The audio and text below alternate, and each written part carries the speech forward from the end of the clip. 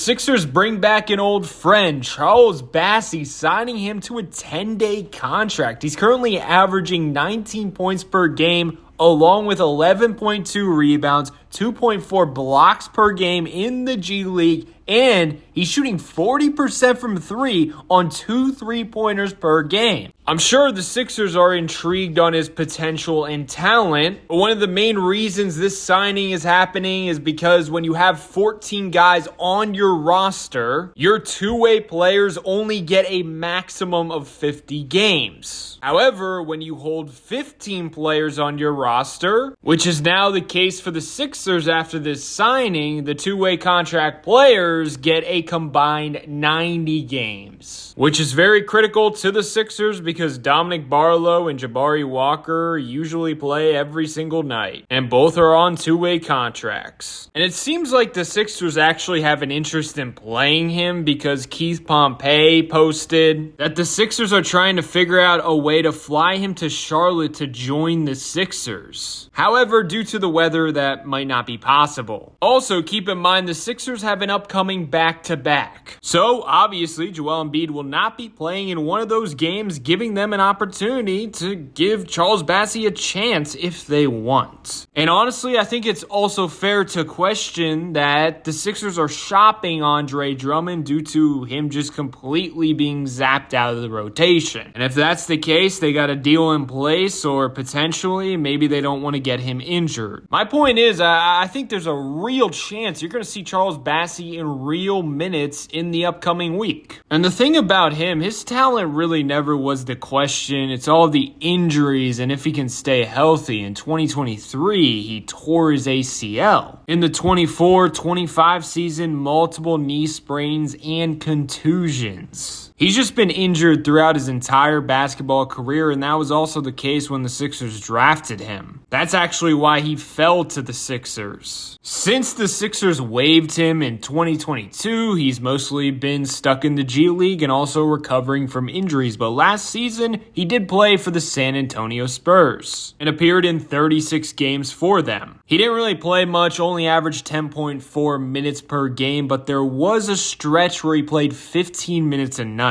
13 games from November 16th to December 21st. Now, the Spurs, surprisingly, considering they were a tanking ball club at the time, had an 8-5 record in these games. He played 15 minutes a night, averaged 7 points, 6 rebounds, and 1.5 blocks per game. He was also averaging 2.5 offensive rebounds per game. He was giving them very solid production as a backup big. Some signature performances as well. He had 12 points, 8 rebounds against OKC, also produced 2 blocks. The next night, he had 6 blocks against Utah. He had a double-double, 16 and 12 against the Pelicans. And then 13 days later, he has 16 and 12 against Portland. Oh, by the way, in that Pelicans game, he had 4 blocks. Looking at his basketball index grades now from last season, rim protection B+, 79th percentile, rim disruption A-, rim deterrence F, help defense talent A, post defense C+, screener mobile defense, which is,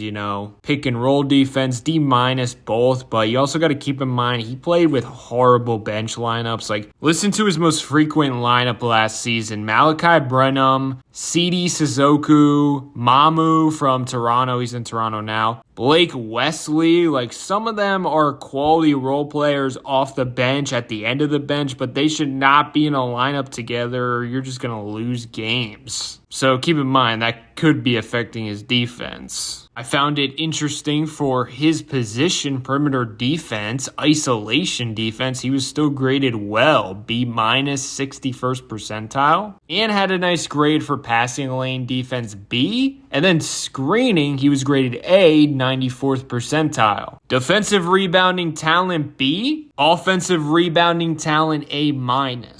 I also found this interesting. Off-ball movement points per 75 possession, A+, 95th percentile. So that means he knows how to move without the ball and cut when there is an opening. There really wasn't much of a sample size to tell how he is as a finisher, but clearly you want his offensive role to be as easy as possible. Catch and finish, set great screens, and rebound that basketball if you have a chance. It will definitely be interesting to see if he gets any run moving forward. I hope he does, because why not? That's always fun. But yeah, let me know if you agree.